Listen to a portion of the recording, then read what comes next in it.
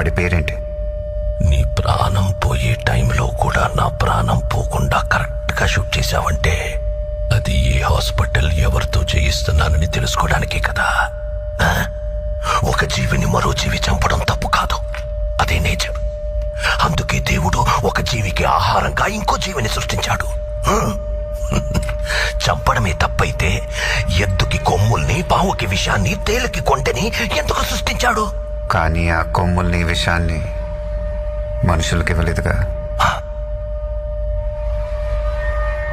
మెదడు, మనిషికి మెదడుంది కదా. బలవంతుడే బతకగలడు. బలహీనులందరూ కలిసి వాళ్ళని వాళ్ళు కాపాడుకోవడానికి చేసుకున్నదే చట్టం.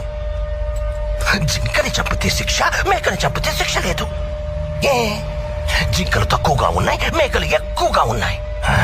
ఎక్కువగా ఉండడం మేకల తప్ప? ఈ భూమి మీద మేకల కంటే ఎక్కువగా మనుషులున్నారు. వాళ్ళని చంపితే తప్పేంటే?